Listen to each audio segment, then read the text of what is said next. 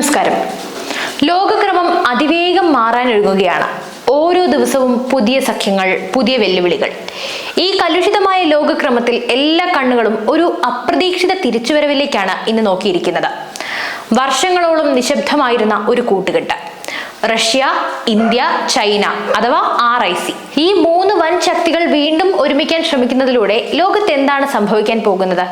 പടിഞ്ഞാറൻ ആധിപത്യം അവസാനിപ്പിച്ച് പുതിയൊരു ലോകക്രമം പിറവിയെടുക്കുമോ? ഈ പുനരുജ്ജീവനത്തിൽ നമ്മുടെ സ്വന്തം ഇന്ത്യയുടെ, നമ്മുടെ പ്രധാനമന്ത്രി നരേന്ദ്രമോദിയുടെ റോൾ എന്താണ്? ലോകത്തെ പിടിച്ചുലയ്ക്കാൻ പോകുന്ന ഈ നയതന്ത്ര നീക്കങ്ങളെ കുറിച്ച് നമുക്ക് വിശദമായി തന്നെ പരിശോധിക്കാം. നിങ്ങൾ അറിയാത്ത പല കാര്യങ്ങളും ഈ ചർച്ചയിലുണ്ട്. അതിനാൽ ഒരു നിമിഷം പോലും പാഴാക്കാതെ നമുക്ക് വിഷയത്തിലേക്ക് കടക്കാം. പാശ്ചാത്യ ആധിപത്യത്തെ, പ്രത്യേകിച്ചും അമേരിക്കയുടെ ഏകപക്ഷീയമായ നിലപാടുകളെ വെല്ലുവിളിക്കാൻ ഒരു ബദൽ വേണം എന്ന ചിന്തയിൽ നിന്നാണ് റഷ്യ, ഇന്ത്യ, ചൈന ത്രിരാഷ്ട്ര ഫോർമാറ്റ് രൂപപ്പെടുന്നത്. 1990കളുടെ അവസാനത്തിൽ അന്നത്തെ റഷ്യൻ പ്രധാനമന്ത്രി യെവ്ജനി പിമോക്കോവയാണ് ഈ ആശയം മുന്നോട്ട് വെച്ചത്. പരമാധികാര സമത്വത്തിലും പ്രാദേശിക സഹകരണത്തിലും അധിഷ്ഠിതമായ ഒരു ബഹുധ്രുവ ആഗോള വ്യവസ്ഥ കെട്ടിപ്പടുക്കുക എന്നതാണ് ഇതിന്റെ സ്വപ്നമായി കണ്ടത്. ഇത് വെറുമൊരു കൂട്ടുകെട്ടായിരുന്നില്ല, ഒരു പുതിയ ലോകക്രമത്തിലേക്കുള്ള ചുവടുവെപ്പായിരുന്നു. പ്രിമാക്കോവിന്റെ ഈ ആശയം അടുത്ത ദശകത്തിൽ അതിവേഗം പ്രചാരം നേടി. 2002നും 2020നും ഇടയിൽ RICയുടെ നേതൃത്വത്തിൽ 20ലധികം മന്ത്രിതല യോഗങ്ങൾ നടന്നു. വിദേശകാര്യ മന്ത്രിമാർ മാത്രമല്ല, വ്യാപാരം, ഊർജം, ദുരന്ത നിവാരണം, കൃഷി, പൊതുജനാരോഗ്യം, നവീകരണം, അടിയന്തര പ്രതികരണം തുടങ്ങിയ മേഖലകളിലെ ഉദ്യോഗസ്ഥരും വിദഗ്ധരും ഈ യോഗങ്ങളിൽ പങ്കെടുത്തു. 2007 ഡൽഹിയിൽ വെച്ച് നടന്ന സുരക്ഷാ ഉച്ചകോടി ഒരു സുപ്രധാന നാഴികക്കല്ലായിരുന്നു. ഇവിടെ ചൈനയുടെ ലീ ഷാവോക് സിംഗ്, ഇന്ത്യയുടെ പ്രണബ് മുഖർജി, റഷ്യയുടെ സെർജി ലാവ്റോവ് തുടങ്ങിയ പ്രമുഖർ അതിർത്തി കടന്നുള്ള സുരക്ഷാ ആശങ്കകൾ, ആഗോള ഭരണ പരിഷ്കാരങ്ങൾ, പ്രാദേശിക വെല്ലുവിളികൾ എന്നിവയെക്കുറിച്ചെല്ലാം വിശദമായി തന്നെ ചർച്ച ചെയ്തു. 2008നും 2010നും ഇടയിൽ വിഷയാധിഷ്ഠിത വർക്കിംഗ് ഗ്രൂപ്പുകളിലൂടെ ത്രികക്ഷി ഇടപെടൽ കൂടുതൽ വികസിപ്പിച്ചു. ബാംഗ്ലൂരു, മോസ്കോ, സമാര, ചൈനയിലെ വിവിധ സ്ഥലങ്ങൾ എന്നിവിടങ്ങളിലായി ഈ സെഷനുകൾ നടന്നു. ഇതൊരു താൽക്കാലിക കൂട്ടുകെട്ടായിരുന്നില്ല, മറിച്ച് ലോകത്ത് വലിയ മാറ്റങ്ങൾ കൊണ്ടുവരാൻ ശേഷിയുള്ള ഒരു ശക്തമായ സഖ്യത്തിന്റെ മുന്നൊരുക്കമായിരുന്നു.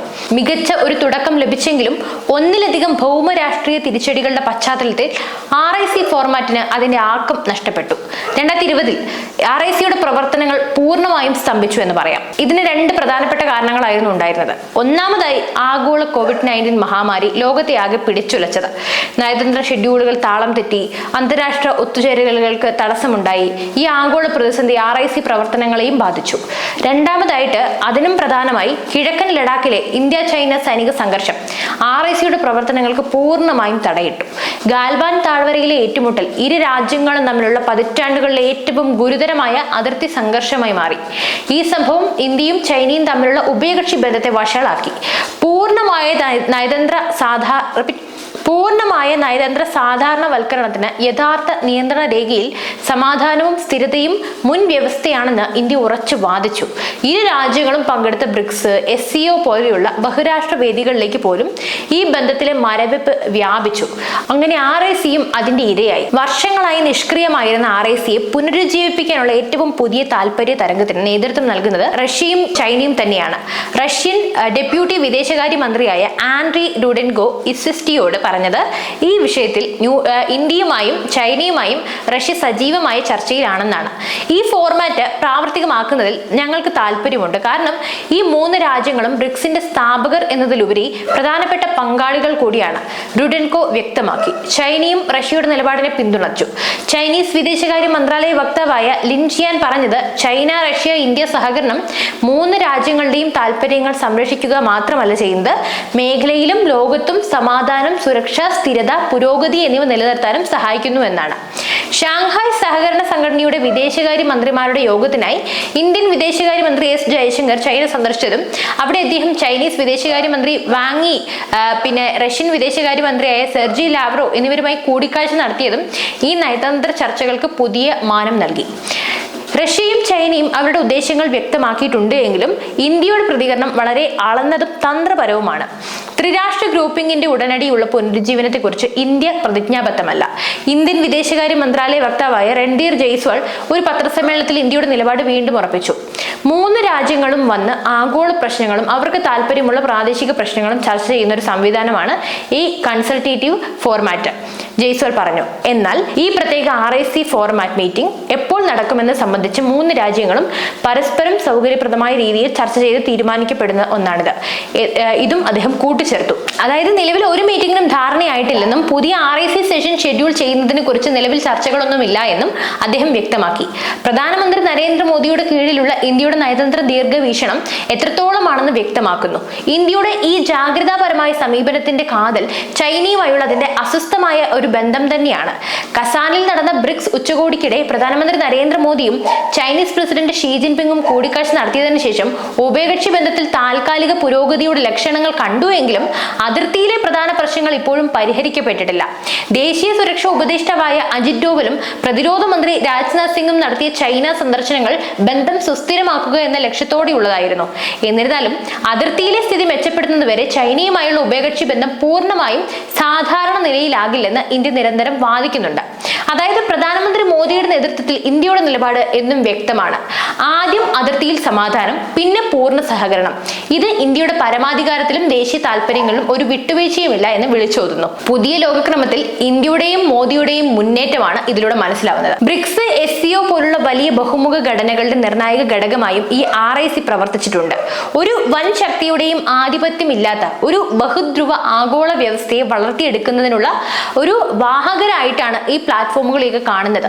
RIC രാജ്യങ്ങളായ റഷ്യ, ഇന്ത്യ, ചൈന എന്നിവയെല്ലാം ഗണ്യമായ പ്രാദേശിക ആഗോള സ്വാധീനമുള്ള വലിയ വികസ്വര സമ്പദ് വ്യവസ്ഥകളാണ്.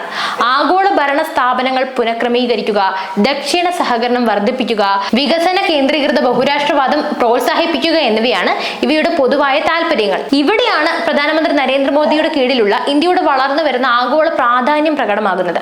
ഒരു കാലത്ത് റഷ്യയുടെയോ ചൈനയുടെയോ താല്പര്യങ്ങൾക്കനുസരിച്ച് നീങ്ങാൻ സാധ്യതയുണ്ടായിരുന്ന ഇന്ത്യ ഇന്ന് സ്വന്തമായി നയതന്ത്ര പാതകൾ വെട്ടിത്തെളിക്കുകയാണ്. Egypt, Iran, Indonesia, Ethiopia, UAE തുടങ്ങിയ പുതിയ അംഗങ്ങളെ ഉൾപ്പെടുത്തിക്കൊണ്ട് ബ്രിക്സ് വികസിപ്പിച്ചത് ആ കൂട്ടായ്മയുടെ വളർന്നു വരുന്ന പങ്കിനെയാണ് കാണിക്കുന്നത്. Egypt, Iran, Indonesia, Ethiopia, UAE തുടങ്ങിയ പുതിയ അംഗങ്ങളെ ഉൾപ്പെടുത്തിക്കൊണ്ട് ബ്രിക്സ് വികസിപ്പിച്ചത് ആ കൂട്ടായ്മയുടെ വളർന്നു വരുന്ന പങ്കിനെയാണ് കാണിക്കുന്നത്. 2006 ബ്രസീൽ, റഷ്യ, ഇന്ത്യ, ചൈന എന്നീ രാജ്യങ്ങൾ ചേർന്നാണ് ബ്രിക്സ് ആദ്യമായി ആരംഭിച്ചത്. RIC വിഭാവനം ചെയ്ത സഹകരണ ചലനാത്മകതയിലാണ് അതിന്റെ അടിത്തറ ഫലപ്രദമായി കെട്ടിപ്പടുത്തത്. ഈ ഒരു വേദി ഉണ്ടായിരുന്നിട്ട് കൂടി ആഭ്യന്തര സംഘർഷങ്ങൾക്ക് കുറവൊന്നും ഉണ്ടായിട്ടില്ല, പ്രത്യേകിച്ചും ഇന്ത്യക്കും ചൈനയ്ക്കും ഇടയിലുള്ളത്. പലപ്പോഴും RICയുടെ ഫലപ്രാപ്തിയെ ദുർബലപ്പെടുത്താൻ ഉള്ള കാരണം ഇതൊക്കെയാണ്. ഇന്ത്യൻ താല്പര്യങ്ങൾ ലക്ഷ്യമിടുന്ന വേദികളിൽ ചൈന പാകിസ്ഥാന് നൽകുന്ന തുടർച്ചയായ പിന്തുണയും LACയിലെ തന്ത്രപരമായ സംഘർഷവും ഇരു രാജ്യങ്ങൾക്കും ഇടയിലുള്ള വിശ്വാസക്കുറവിന് ഗണ്യമായ കാരണമായി. കൂടാതെ അമേരിക്ക, ജപ്പാൻ, ഓസ്ട്രേലിയ എന്നിവയ്ക്കൊപ്പം ക്വാഡിൽ ഇന്ത്യയുടെ സജീവ പങ്കാളിത്തം, പ്രത്യേകിച്ചും ചൈനയെ ഇതിൽ നിന്ന് അവരുടെ ഉയർച്ചയ്ക്കെതിരായ ഒരു നിയന്ത്രണ തന്ത്രമായിട്ടാണ് അവർ ഈ ഗ്രൂപ്പിങ്ങിനെ കാണുന്നത്. റഷ്യ അതിന്റെ ഭാഗത്ത് ഒരു സന്തുലിതാവസ്ഥ സൃഷ്ടിക്കുന്ന പ്രവൃത്തിയിലുമാണ്. ഉക്രൈനിൽ നടന്നുകൊണ്ടിരിക്കുന്ന യുദ്ധം മൂലം പാശ്ചാത്യ രാജ്യങ്ങളിൽ നിന്ന് നയതന്ത്രപരമായ ഒറ്റപ്പെടൽ നേരിടുമ്പോൾ ഇന്ത്യയുമായും ചൈനയുമായും ബന്ധം ശക്തിപ്പെടുത്താൻ റഷ്യ ശ്രമിച്ചുകൊണ്ടേയിരിക്കുകയാണ്. US-ഉമായും യൂറോപ്യൻ യൂണിയനുമായും ഇന്ത്യയുടെ വർദ്ധിച്ചു വരുന്ന സാമീപ്യം നികത്താനുള്ള ഒരു മാർഗമായിട്ടാണ് ക്രെംലിൻ RICയെ കാണുന്നതെന്ന് റഷ്യൻ വിശകലന വിദഗ്ധർ അഭിപ്രായപ്പെടുന്നു. ഈ സാഹചര്യത്തിൽ ഇന്ത്യയുടെ നിലപാട് കൂടുതൽ പ്രാധാന്യം അർഹിക്കുന്നുണ്ട്. നമ്മുടെ പ്രധാനമന്ത്രി നരേന്ദ്രമോദിയുടെ നയതന്ത്ര മികവ് ലോകവേദിയിൽ ഇന്ത്യക്ക് ഒരു പ്രത്യേക സ്ഥാനം നൽകിയിരിക്കുന്നു. ആഗോള ശക്തികൾക്ക് ഇന്ത്യയുടെ നിലപാടുകളെ അവഗണിക്കാൻ കഴിയില്ല എന്ന അവസ്ഥ ഇന്ന് നിലവിലുമുണ്ട്. ഇന്ത്യ ചില ഉപാധികളോടെ ആണെങ്കിലും RIC പുനരുജ്ജീവിപ്പിക്കുന്നത് എന്തായാലും ഇന്ത്യക്ക് വലിയ നേട്ടങ്ങൾ ഉണ്ടാകും. അതിൽ പ്രധാനപ്പെട്ടത് ഞാൻ പറയാം. തന്ത്രപരമായ സ്വയംഭരണം. ലോകത്ത് ഒരു ശക്തിക്കും ആധിപത്യം സ്ഥാപിക്കാൻ കഴിയാത്ത ഒരു ബഹുധ്രുവ ലോകം കെട്ടിപ്പടുക്കുന്നതിൽ RIC നിർണായക പങ്ക് വഹിക്കും. ഇത് ഇന്ത്യയുടെ തന്ത്രപരമായ സ്വയംഭരണത്തിന് കൂടുതൽ കരുത്ത് പകരും. ഏതെങ്കിലും ഒരു പക്ഷത്ത് മാത്രം ഒതുങ്ങി നിൽക്കാതെ സ്വന്തം താല്പര്യങ്ങൾക്കനുസരിച്ച് പ്രവർത്തിക്കാൻ ഇന്ത്യക്ക് ഇന്നും സാധിക്കുന്നതിൻ്റെയും പ്രധാനപ്പെട്ട കാരണം ഈ നിലപാടുകൾ തന്നെയാണ്. സാമ്പത്തിക അവസരങ്ങൾ. റഷ്യയുടെയും ചൈനയുടെയും വലിയ വിപണികളും വിഭവങ്ങളും ഇന്ത്യക്ക് സാമ്പത്തികമായി വലിയ അവസരങ്ങൾ തുറന്നു നൽകും. ഊർജം, വ്യാപാരം, സാങ്കേതിക വിദ്യ, അടിസ്ഥാന സൗകര്യ വികസനം തുടങ്ങിയ മേഖലകളിൽ കൂടുതൽ സഹകരണങ്ങൾ സാധ്യമാകും. ഇത് ഇന്ത്യയുടെ സാമ്പത്തിക വളർച്ചയ്ക്ക് പുതിയ ഊർജം നൽകും. പ്രാദേശികവും ആഗോളവുമായി സുരക്ഷ. തീവ്രവാദം, സൈബർ സുരക്ഷാ ഭീഷണികൾ, അതിർത്തി കടന്നുള്ള കുറ്റകൃത്യങ്ങൾ എന്നിവയെ നേരിടാൻ 3 രാജ്യങ്ങൾക്കും ഒരുമിച്ച് പ്രവർത്തിക്കാനാകും. ഇത് മേഖലയിൽ മാത്രമല്ല, ആഗോളതലത്തിലും സമാധാനവും സ്ഥിരതയും ഉറപ്പാക്കുന്നതിൽ വലിയ പങ്ക് വഹിക്കും. ആഗോള ഭരണ പരിഷ്കാരങ്ങൾ. ഐക്യരാഷ്ട്രസഭ, ലോക വ്യാപാര സംഘടന, അന്താരാഷ്ട്ര നാണയനിധി തുടങ്ങിയ ആഗോള സംഘടനകളിൽ കൂടുതൽ ജനാധിപത്യപരമായ പരിഷ്കാരങ്ങൾ കൊണ്ടുവരാൻ RIC രാജ്യങ്ങൾക്ക് ഒരുമിച്ച് ശബ്ദമുയർത്താനാകും. ഇത് വികസ്വര രാജ്യങ്ങളുടെ ശബ്ദം ആഗോളതലത്തിൽ കൂടുതൽ കേൾക്കാനും സഹായിക്കും. വ്യാപാര ബന്ധങ്ങൾ ശക്തിപ്പെടുത്തൽ. 3 രാജ്യങ്ങളും തമ്മിലുള്ള വ്യാപാര ബന്ധങ്ങൾ ശക്തിപ്പെടുത്തുന്നത് പുതിയ സാമ്പത്തിക ഇടനാഴികൾ തുറക്കാൻ കാരണമാവും. ഇത് പരസ്പര വളർച്ചയ്ക്കും പുരോഗതിക്കും വഴിയൊരുക്കും. നിലവിലെ സ്ഥിതിയിൽ RICയുടെ പുനരുജ്ജീവനം പരിഗണനയിലാണ്. പക്ഷേ ഇതുവരെ കാര്യമായ ചലനങ്ങളൊന്നും ഉണ്ടായിട്ടുമില്ല. ലോകം ഇന്ന് ഒരു പുതിയ വഴിത്തിരിവിലാണ്. റഷ്യ, ഇന്ത്യ, ചൈന കൂട്ടായ്മയുടെ ഭാവി ഇന്ത്യയുടെ നയതന്ത്ര താൽപര്യങ്ങളെയും പ്രധാനമന്ത്രി നരേന്ദ്രമോദിയുടെ ദീർഘവീക്ഷണത്തെയും ആശ്രയിച്ചിരിക്കും. അതിർത്തിയിൽ സമാധാനം സ്ഥാപിക്കുന്നതിൽ ചൈനയുടെ ഭാഗത്ത് നിന്ന് അനുകൂലമായ നീക്കങ്ങൾ ഉണ്ടായാൽ RIC വീണ്ടും പഴയ പ്രതാപത്തിലേക്ക് തിരിച്ചെത്തും. പ്രധാനമന്ത്രി നരേന്ദ്രമോദിയുടെ ദീർഘവീക്ഷണവും ശക്തമായ നേതൃത്വവും ഈ ആഗോള കാര്യത്തിൽ ഇന്ത്യയെ ഒരു പ്രമുഖ ശക്തിയായി, ഒരു വിശ്വഗുരുവായി നിലനിർത്തും. ഇതിൽ സംശയമേ വേണ്ട. ഇന്ന് ലോക രാഷ്ട്രീയത്തിൽ ഇന്ത്യക്ക് അതിൻ്റെതായ ഒരു നിലനിൽപ്പുണ്ട്. ആ ശബ്ദം കേൾക്കാൻ ലോകം തയ്യാറുമാണ്. പുതിയൊരു ലോകക്രമം പിറവിയെടുക്കുമ്പോൾ ഇതിൽ ഇന്ത്യയുടെ സ്ഥാനം നിർണായകമായിരിക്കും. അപ്പോൾ ഈ വിഷയത്തെക്കുറിച്ചുള്ള നിങ്ങളുടെ അഭിപ്രായങ്ങൾ എന്താണ്? തീർച്ചയായും അത് കമന്റ് ചെയ്യൂ. പുതിയൊരു വാർത്തയും വിഷയമായി വീണ്ടും എത്തും വരെ നന്ദി.